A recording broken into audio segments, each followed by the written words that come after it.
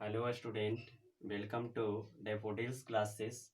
आज फिर से हम आप लोग के बीच अजय कुमार आप लोगों के लिए त्रिकोणमिति का अगले एक्सरसाइज का नया टॉपिक लेकर के आए हैं, जो कि आप लोगों के लिए बहुत इम्पोर्टेंट है। तो हाँ बच्चे, ध्यान लगाकर देखेंगे, अच्छे से देखेंगे, टेंशन फ्री होकर के देखिएगा। तो ओके बच्चे, तैयार होते हैं हम लोग। आइए, हम लोग का न्यू टॉपिक यहाँ से है कोणों के त्रिकोणमितीय अनुपात, यानी कोण एंगल के लिए त्रिकोणमितीय अनुपात क्या होगा। तो यहाँ से बच्चों हम लोग को जो है 0 डिग्री से लेकर के 90 डिग्री, जो कि 0 degree, 30 degree, 45 degree, 60 degree, 90 degree तक 6 त्रिकोणमितीय अनुपातों का मान जानेंगे।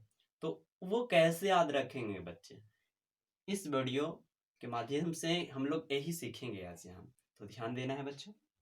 ओके, यहाँ से मान लिए हैं 0, 1, 2, 3, 4, 4 पूर्ण संख्या, सब में 4 से डिवाइड किए हैं और क्या किए, सबको रूट किए हैं। तो यहाँ से थीटा लिए हैं, कोण कोण यहाँ से कुछ भी मान सकते हैं आप, ए बी सी कुछ भी। तो हाँ बच्चों, यहाँ से साइन, सबसे पहला मान क्या लिए हम यहाँ से, साइन।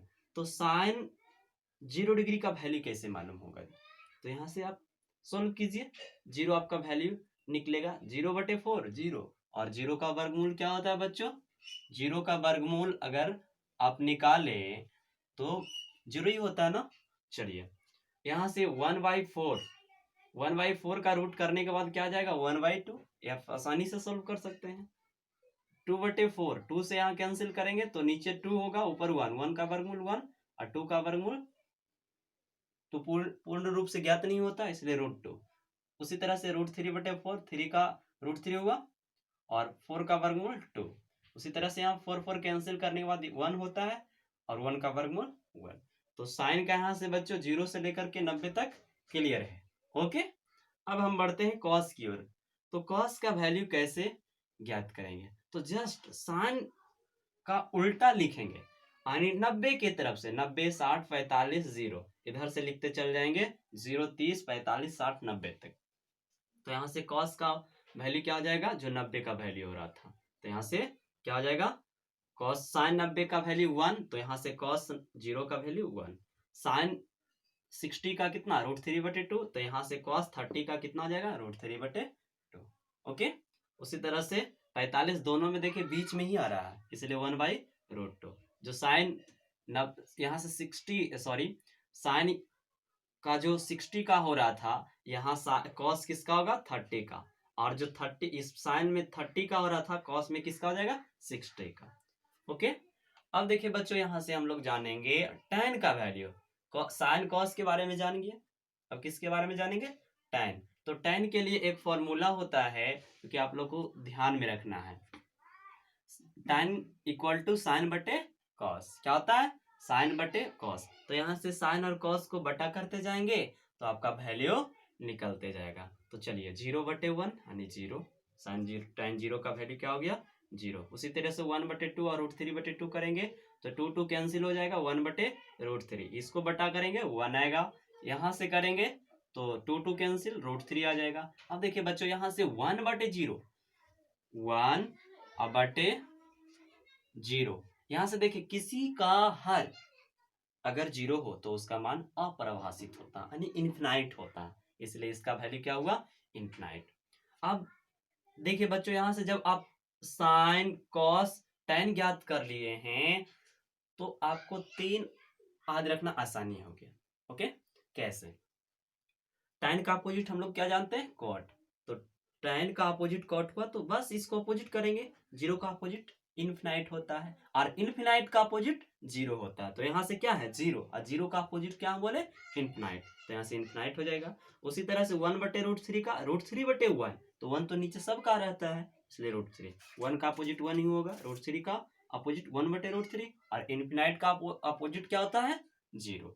अब सेक का यहाँ से निकालेंगे तो कॉस का अपोजिट होगा, तो कॉस को अपोजिट करते जाएंगे तो सेक निकल जाएगा।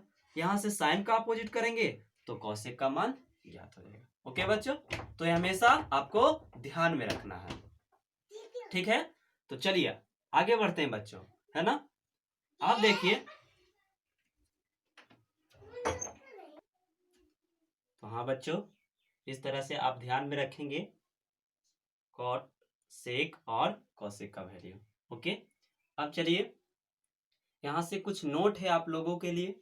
जैसे कि यहाँ से नोट फर्स्ट, साइन टैन सेक में यदि थीटा बढ़ता है तो उसका मान बढ़ेगा। जैसा कि आप लोग यहाँ से देखिए, साइन जीरो का वैल्यू क्या हुआ, जीरो। अब जीरो के बाद थीटा इसका बढ़ गया 30 डिग्री, तो इसका वैल्यू क्या हुआ यहाँ से 1/2। अब बताइए जीरो बढ़ा या 1/2? 1/2। ओके, तो यहाँ से देखिए जीरो से 30 हुआ तो इसका मान भी जीरो से कुछ बढ़ गया। उसी तरह से 45 लेंगे तो 1/√2 है। ओके, तो 1/2 से बड़ा है 1/√2, क्योंकि √2 और 2 में कौन बड़ा होता है, 2 बड़ा होता है। तो यहाँ से इसका हर छोटा है तो स्वाभाविक है कि एक 1/√2 का वैल्यू बड़ा होगा। जिसका हर छोटा होता है उसका मान उतना ही बड़ा होता है, जिसका हर जितना बड़ा होता है उसका मान उतना ही ज्यादा होता है।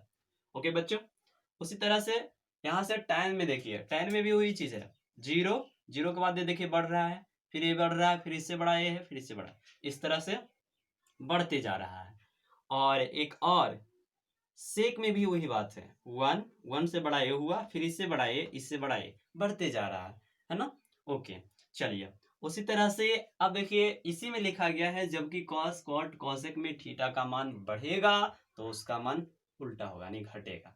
यानी कि मतलब यहाँ से देखिए कॉस जीरो का वैल्यू कितना हुआ, 1, और 30 डिग्री का वैल्यू √3/2, जो कि एक से क्या है, छोटा है। फिर इससे छोटा ए है, फिर इससे क्या है, छोटा ए है। ओके बच्चों, उससे छोटा भी ए है। और एक और कॉट में भी उसी तरह से, तो इसका मान ध्यान में रखना है, कॉस कोट कॉसेक में थीटा का मान बढ़ने पर उसका मान हमेशा घटेगा। क्वेश्चन कैसे आता है बच्चों, जैसे कि इसके पिछले एक्सरसाइज में कुछ क्वेश्चन था कि कॉस में थीटा का मान बढ़ने पर उसका मान क्या होता है, तो उसका मान घटता है। अगर tan आ जाए तो उसका मान बढ़ेगा। तो इसे हमेशा आप ध्यान में रखेंगे नोट के। ओके बच्चों, अब जो है ये आप ध्यान में रखेंगे तो आपका अगला एक्सरसाइज जो है 8.2 आसानी से सोल्व होगा। ओके, तो इसे आप ध्यान में रखेंगे, इसे पूर्ण रूप से आप याद कर लेंगे, और अगले वीडियो के माध्यम से फिर हम लोग मिलेंगे 8.2 एक्सरसाइज का कुछ क्वेश्चन जो है इम्पोर्टेंट उसके साथ मिलेंगे।